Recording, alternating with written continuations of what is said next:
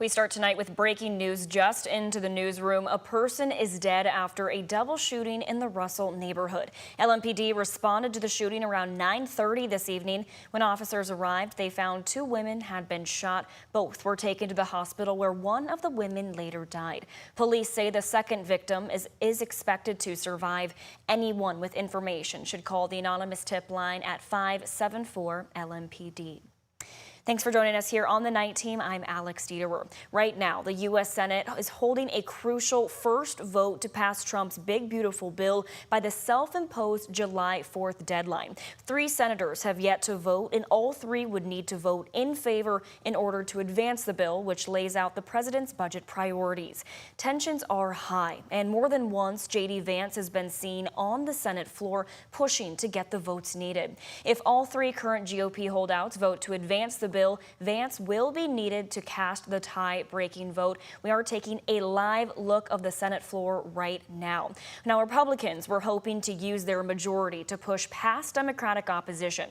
However, not all GOP lawmakers are on board with proposals to reduce spending on Medicaid and food stamps, as well as how much the bill would add to the debt ceiling. Rand Paul is notably voting against moving the bill forward. President Trump is now calling him a grandstander. I would use the word conservative, fiscally conservative. Republicans pretend and profess to be concerned with the debt, but in the end vote for the spending as well. Democrats are planning to force a potentially hours-long read of the entire GOP mega bill on the Senate floor. It's almost 1,000 pages long. It would take hours. That would likely push a final vote on the legislation into late Sunday or early Monday. Should the vote come down during this newscast, we'll keep you updated with the very latest. As the United States Supreme Court recently handed down several rulings, one of them leaves the fate of birthright citizenship in question. WHAS11 Night Team's Jose Alonso spoke with a constitutional lawyer in Louisville about the complexities of the ruling. Jose? Alex, I spoke with Michael Abate, who says this ruling focuses on the case Trump versus CASA Incorporated. He says this specifically challenges President Trump's executive order seeking to redefine birthright citizenship, which is guaranteed under the 14th Amendment. Constitutional lawyer Michael Abate is always keeping a close eye on the Supreme Court. On Friday, the justices handed down a ruling that this attorney says leaves birthright citizenship in question. It has been under the Supreme Court's case law and under practice for hundreds of years that if you were born within the United States, you're a citizen of the United States. And Trump wants to change that. Abate says in this case, Trump versus CASA Incorporated, multiple pregnant women challenged the president's action on behalf of their children. And a number of judges across the country had agreed, said that the executive order is plainly unconstitutional, and they issued injunctions, meaning they said the executive order cannot go into effect. And they made that effective everywhere. The Supreme Court ruled in a 6-3 vote that those federal judges cannot make these injunctions nationwide, rather limiting it specifically to those who brought the lawsuit. But it's obviously going to have massive ramifications, not only under birthright citizenship, but for all sorts of constitutional rights. The president spoke publicly after this ruling. It was a disaster where somebody from a certain location in a very liberal state or a liberal judge or a liberal group of judges could tie up a whole country for years because their decision would sometimes take years to overturn. So the Supreme Court has not said that Trump had the power to change the definition of citizenship. But this is why this case is so important. If a court limits the ability of judges to enforce rights on a one-off basis, just to the plaintiff in front of them, in many ways, that makes that right unavailable to anybody who can't afford or doesn't have, the means to hire a lawyer who's going to bring a lawsuit and go to court and get their own injunction. Abate calls this ruling concerning because it won't just impact non-citizens in the country. He says that the president can take something written clearly in the Constitution and mark it out, then no rights every citizen has will be safe from being a target as well. Reporting live in studio, Jose Alonso, WHAS11 Night Team, on your side. Alex? All right, thank you, Jose. New updates here tonight on the fire at a Crestwood car dealership. The investigation into the fire has now been completed. Investigators have determined it was not intentional. The large fire broke out last weekend with multiple agencies responding. Investigators say video surveillance from inside the dealership shows a workbench in the service area caught fire, which started the blaze. Investigators say no one was in the building at the time of the fire and nobody had been in that area for at least 15 hours prior to the blaze. The property has now been turned back over to the owner.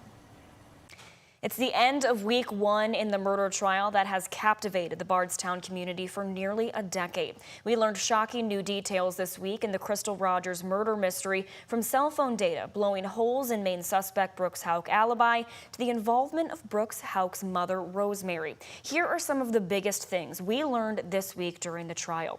Now, during opening statements, prosecutor Shane Young accused Rosemary Houck of being the mastermind behind the plot to kill Crystal Rogers. According to Young, it was Rosemary who reached out to Danny Singleton a week before Crystal's disappearance, asking him how to get rid of someone. Danny Singleton also appeared on the stand this week, confirming he was contacted by Rosemary. Young says Rosemary didn't like Crystal and thought she was beneath the Houck family.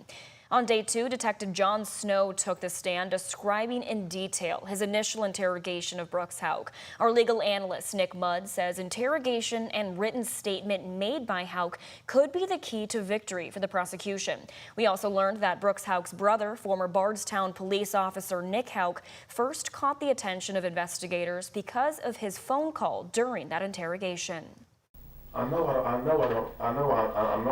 that. But the way that I look at it is, I'm innocent. I ain't done nothing wrong. What, you know, I know you told me innocent people have got jammed up, but if you're telling me to leave, I'll get up and leave. If you want me to. Meanwhile, the defense is hitting back, accusing the police of zeroing in on Brooks Houck because of pressure from the public and the media. During cross-examination, John Snow admitted there was not a shred of evidence found to help solve the case as many as 4 years after Crystal's disappearance. Finally, on day three, LMPD digital forensics detective Tim O'Donnell took the stand and presented cell phone data that blew holes in Brooks Houck's written statement he gave all those years ago. Houck's statement never mentioned that he was on the family farm the morning Crystal went missing. O'Donnell testified that Houck's cell phone data contradicts that, pinpointing him at the farm and his house, which were not mentioned in his statement. Legal analyst Nick Mudd called this the most significant piece of information revealed for the prosecution so far. Now, certainly cell phone records are great because they really are tough to refute. We all have cell phones. They hit off towers. You walk down the street, it's hit off. It shows you a roadmap historically of where you have been and when you were there. Doesn't necessarily say why or what you did, but again, it's another piece of the puzzle. You can see a full breakdown of our coverage from the week on our WHAS11 blog. Each day, we brought you daily updates from the courtroom. Plus, you can watch the latest recap from the trial right now on WHAS11+. Shane McAllister and Alexandra Goldberg share what went on from inside the courtroom. Doug Proffitt and legal analyst Nick Mudd break down the trial daily. You can watch it right now on WHAS11+. Download on your TV and watch for free.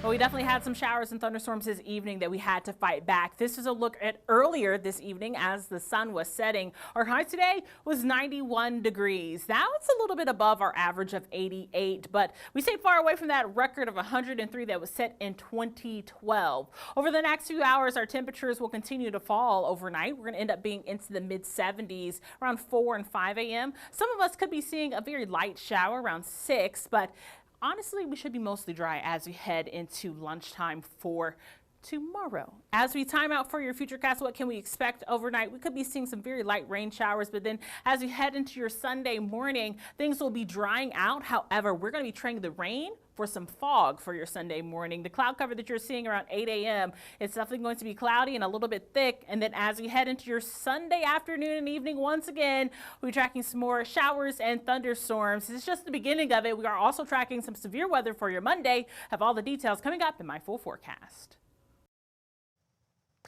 Tom Jurich back to Louisville for the first time in 8 years. A reunion amongst U of L greats and city leaders for the former U of L athletic director of 20 years. And now, an honorary street sign for the man who helped make U of L athletics what it is today. Photojournalist Levi Hammer and I have the warm welcome home. So friends, please join me in welcoming a member of the U of L family forever, the one and only Tom Jurich.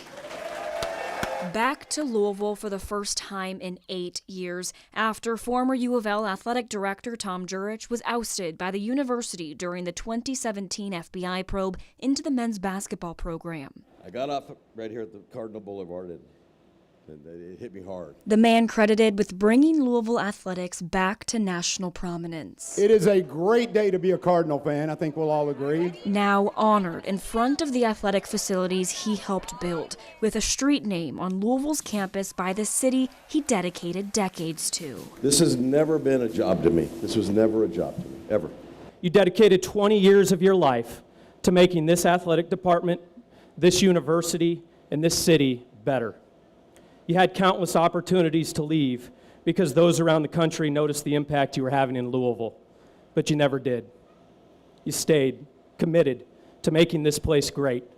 And for that, we all owe you a huge debt of gratitude. Thank you for all you did. Jurich increased the graduation rate for athletes, shot the department up the national ranking scale, and helped the Cards win 67 conference championships and 42 conference tournament titles. Tom, I hope you know how important you are to the history of U of L and to this community. What you did to heighten awareness, increase interest, and grow the success of the Cardinal Athletic Program is beyond compare. A long-awaited reunion with the woman to whom he credits his success, his wife. Carolyn was the greatest ally, the best friend, the best mentor, and believe me, she was my mentor. An everlasting footprint left on Louisville, now solidified and cemented on the very street he helped build. So on behalf of the University of Louisville Athletic Department, it will always be an honor to drive down Tom Jurich Way and be reminded of your commitment and impact to the University of Louisville. Mayor Craig Greenberg also declared today as Jurich Family Day, honoring the Jurich family for their decades of impact on the city of Louisville. Tonight, Garage Bar in the Nulu neighborhood has announced they have been bought by new ownership. The bar is located in a former auto service garage and is known for their brick oven pizza pies, craft and draft beers, bourbon, seasonal cocktails, and wine. Garage Bar closed today and will stay closed for the near future, but will be reopened.